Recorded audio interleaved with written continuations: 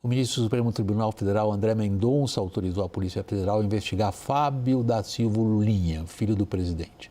A suspeita de tráfico de influência e corrupção. Veja na reportagem de Thaísa Medeiros.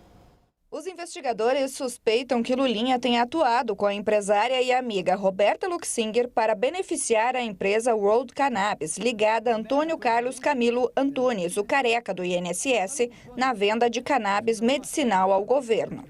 O que se busca saber é se, como filho do presidente, Lulinha teria facilitado o acesso, o trânsito e o contato de interessados junto às autoridades do Ministério da Saúde no processo de autorização para a venda de cannabis medicinal.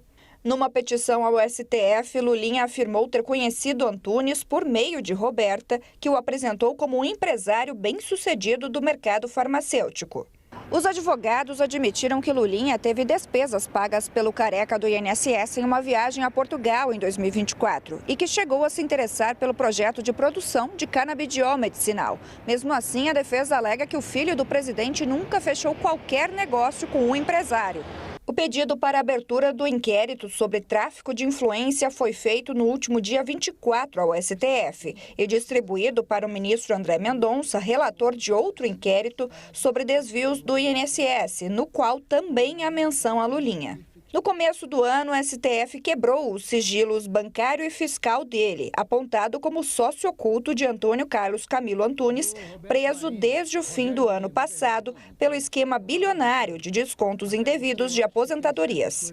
Lulinha, no entanto, não foi indiciado neste inquérito e nega ter conhecimento do esquema de fraudes.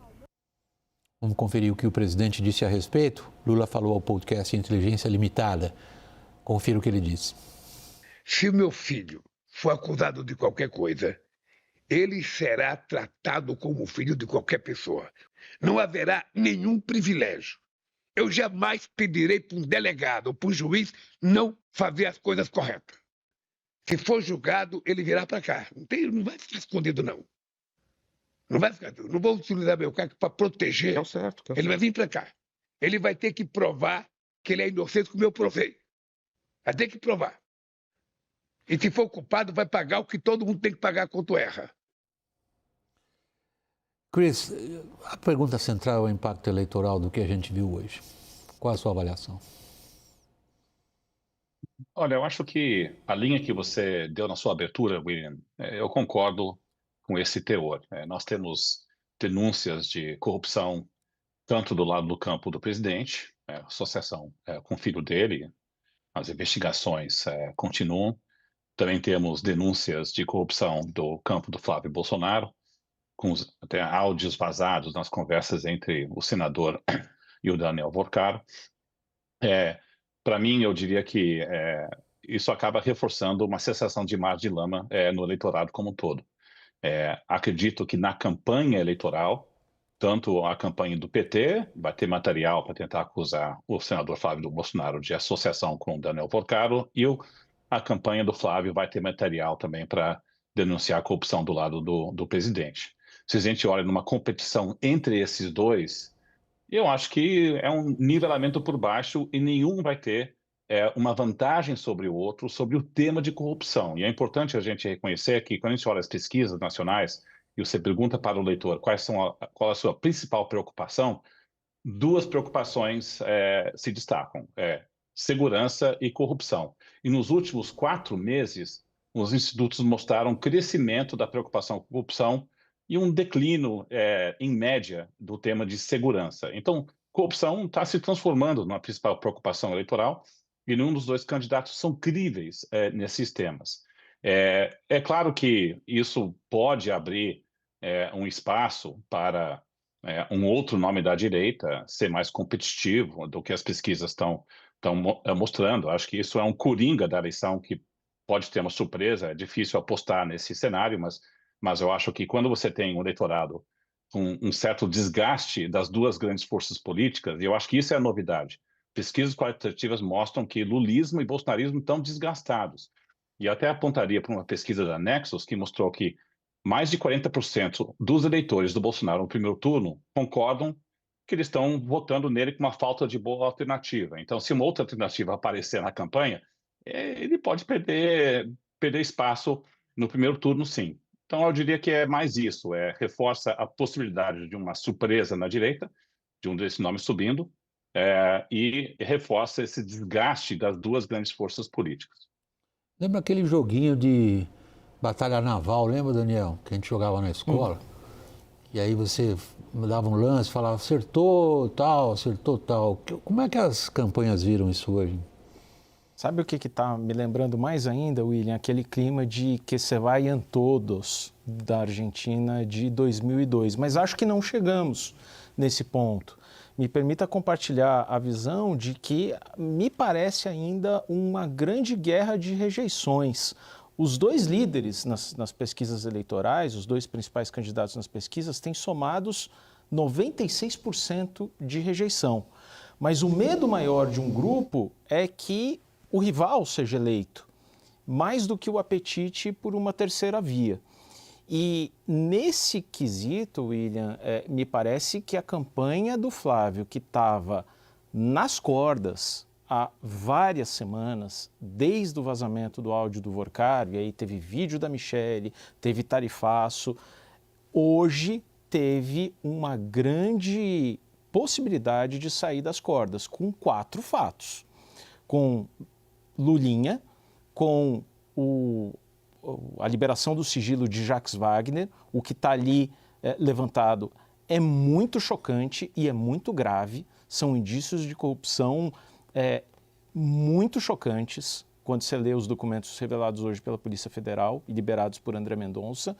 Teve uma mudança de marqueteiro na campanha do Flávio Bolsonaro, que dá naturalmente um novo gás, e uma sinalização de que a vice na chapa pode ser Tereza Cristina, que é uma candidata moderada, que dialoga com vários grupos econômicos, com o agro, consegue até falar ali com setores que tradicionalmente têm uma rejeição ao próprio Flávio. Então, hoje, Flávio Bolsonaro teve uma possibilidade de sair das cordas. William, acho que tem 2 aspectos. Tem o aspecto político-eleitoral e tem o aspecto institucional mesmo. Tem uma briga, uma disputa dentro da Polícia Federal entre as alas favoráveis a avanço de investigações, contrárias a avanço de investigações, versus...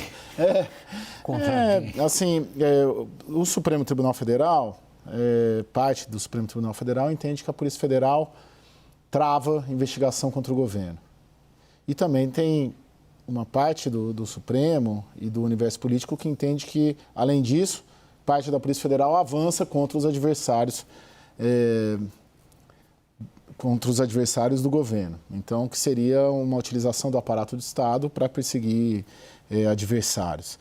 Agora, por outro lado, tem quem acha que, de certo modo, o que está em curso é uma tentativa de forçar uma mão, principalmente contra o Lulinha, porque já quebrou o sigilo dele, não achou nada e por aí vai. Enfim, tem todas as versões. Do ponto de vista político-eleitoral, eu considero até a questão do Lulinha muito mais forte do que a do Jacques Wagner, muito embora os indícios contra o Jacques Wagner sejam muito mais fortes do que há de indícios hoje contra o Lulinha. Porque fica muito forte, é o que chega mais perto do presidente. É o filho do presidente, é o nome do presidente, é o apelido do presidente, e por mais que ali na frente não se comprove nada, fica no ar o filho do presidente. Lulinha, que não é a primeira vez também que aparece o nome com suspeitas de envolvimento em negócios estranhos. Então, sim, de fato, hoje tem um dia, quinta-feira, tem um dia que, se somar a troca da coordenação da campanha, do marqueteiro do Flávio, Tereza Cristina, Jacques Wagner, Lulinha, dá um respiro hoje para essa campanha do Flávio. Mas daí, até se comprovar tudo, são outros 500, né? Chris, você e a sua equipe na Eurásia acompanham a eleição brasileira, não é todo dia, é praticamente a cada hora. E vocês confeccionam relatórios, vocês estão naquele grupo dos que se arriscam a fazer prognósticos. Os prognósticos de vocês têm sido razoavelmente estáveis. Baixaram um pouquinho para o Lula recentemente, depois voltaram a aumentar um pouquinho para o Lula recentemente, se bem que não tanto quanto os modelos estatísticos que vocês usam sugeririam que fossem as possibilidades de vitória do Lula. Esse noticiário das últimas horas, de alguma forma, altera o que vocês vêm dizendo ao seu público? Não. E eu concordo com o diagnóstico que é um dia, né, que a sensação de alívio na campanha do Flávio Bolsonaro é palpável. Você teve as denúncias contra o Jacques Wagner, possibilidade de Tereza Cristina, caso de Lulinha. Mas o que é interessante, e a gente também, uma da razão que a gente não flutua tanto nas nossas probabilidades, particularmente no período pré-eleitoral, William, é que a gente tem que reconhecer que os eventos que nós discutimos em programas como esse, e é debatido na imprensa e entre as lideranças políticas, muitas vezes não repercutem com a sensação do eleitor mediano. Veja que muita coisa aconteceu nos últimos mês e meio, altas e baixas, a campanha do Flávio está nas cordas, mas você pega a média das pesquisas, desde início de junho, nada mudou. Assim, o presidente Lula está com uma vantagem em média, olhando a média das pesquisas, de uns 4 pontos percentuais, não é? Que subiu ao longo do mês de maio, em parte por causa do vazamento do áudio do Donald Vorcaro, mas também porque a gente viu um aumento da aprovação do presidente Lula entre final de abril e início de junho, em 3 pontos percentuais, todos os programas eleitoreiros. Então, o presidente Lula teria recuperado, independente de qualquer vazamento de áudio do Donald Vorcaro. Mas o que nós estamos vendo é um eleitorado que não está focado na disputa ainda, está focado no seu dia a dia. O presidente Lula está com uma vantagem de 4 pontos percentuais. E, aliás, eu até acho que é um pouco menor do que isso, porque institutos não estão calibrando bem nas suas sondagens quem é que vai votar no dia da eleição. E a gente sabe que 20% do eleitorado que não vota tende a ser um pouco mais lulista do que conservador. Então, a gente tem que dar um pequeno desconto para as pesquisas sobre o tamanho da liderança do Lula nas pesquisas.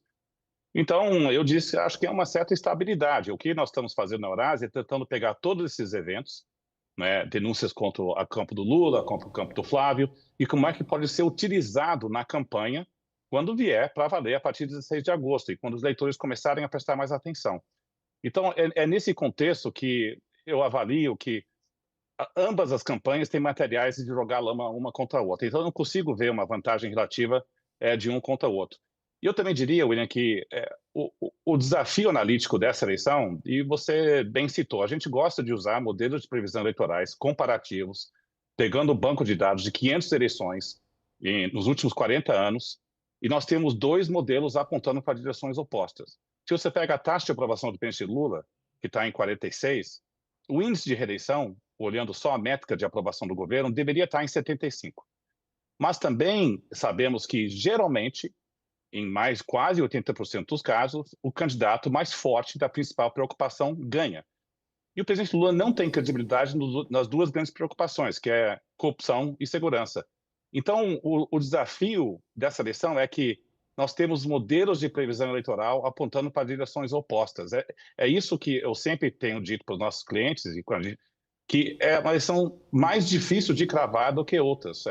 É por isso que a gente não muda tanto as probabilidades e a nossa mensagem. O Lula é um brasileiro favorito, sim, mas ele tem muitas vulnerabilidades que podem ser exploradas. A oposição certamente pode ganhar essa disputa. Bom, no que o Chris falou, Daniel e Caio, aqui falando entre nós profissionais de mídia, em primeiro lugar, quem tem que ser mais humilde, aquilo que nos empolga tanto, o pessoal não está nem aí, sim, em outras palavras. E o segundo, é algo que nós jornalistas não gostamos de dizer, que a gente não sabe dizer quem vai ganhar. É impossível prever nesse momento quem vai ganhar. E esse paradoxo é para nós um enorme desafio, Daniel, mas também para as campanhas. Então, cheias de profissionais que fazem o que o Chris faz, que o que nós fazemos, que é olhar e interpretar os dados de pesquisas e do comportamento de público e extrair daí lições. Você é capaz, pelo que você apura, e você, Caio, que lições cada um está extraindo? Mas, Daniel? É você que é mais experiente. Um empurrando para o outro para ficar pensando. Não, de uma maneira geral. Tem que ser rápido, tipo sim, manchete, vai acabar o tempo. Essa eleição é imprevisível, essa eleição vai ser definida na reta final. Acho que a campanha do Palácio do Planalto, do presidente Lula, eu sempre falo isso aqui, ela é muito bem desenhada, muito bem ajustada, é a última campanha, é um partido e um governo que sabe usar a máquina muito bem, que já ganhou, é aquele time que já ganhou muito campeonato e está chegando para mais um campeonato para jogar. E não tem divisão interna. Né? Agora a direita é super fragmentada, tem 4 candidatos, é um candidato que o que ele tem de maior atributo é o sobrenome, né? Nunca foi um gestor, não tem a experiência e aposta muito tão somente no antipetismo para tocar. Então precisa de algo mais. E esse algo mais eles estão buscando hoje, tentando trazer alguém com senioridade e credibilidade da senadora Tereza Cristina. Então acho que isso eles aprenderam a campanha do Flávio até agora, que não basta só o sobrenome Bolsonaro e só uma agenda antipetismo para ganhar uma eleição. Você precisa de algo mais. E é aí que eles estão tentando fazer esse ajuste agora. Daniel. Eu tenho uma visão... Para acabar, tá? Eu tenho uma visão de que essa onda de direita que a gente está vendo na América do Sul não é uma onda de direita, é uma onda anti-incumbente. A oposição tem ganhado em todos os países e num ciclo de 10 anos e se alternado entre esquerda e direita. Nesse contexto, os governos são muito mal avaliados, talvez por um desgaste acelerado causado pelas redes sociais, esse é um dos elementos. Então, tudo que for um plebiscito sobre o governo Lula tende a desfavorecer o governo Lula e a favorecer Flávio Bolsonaro. Mas nos últimos meses, a gente não falou sobre o governo Lula, a gente falou sobre as crises de Flávio Bolsonaro. Na medida em que a gente tiver elementos, hoje foi um dia, saber se vai durar, tem mais 3 meses pela frente, mas na medida em que a gente tiver elementos que voltem, permitam colocar no debate o governo Lula, a influência do Lulinha, o Jacques Wagner, etc., isso favorece a oposição. E a oposição tem saído melhor em todos os países da América do Sul. Eu posso adicionar só um ponto de comparação, William? Claro, Cris. Estamos acabando com você. O Daniel tem toda a razão que a gente está num ambiente difícil para incumbentes e também estamos em eleições da América Latina que a grande preocupação com segurança tem ajudado candidatos da direita. Mas eu só diria o seguinte, nenhum incumbente na América Latina perdeu a reeleição com a taxa de aprovação que o presidente Lula tem hoje. Então, os casos que a direita prevaleceram geralmente era com governantes com índice de aprovação bem mais baixo do que o presidente Lula. Isso para concorrendo à reeleição. Tá? Então, eu acho que o presidente Lula está melhor posicionado do que seus pares na região nesse quesito.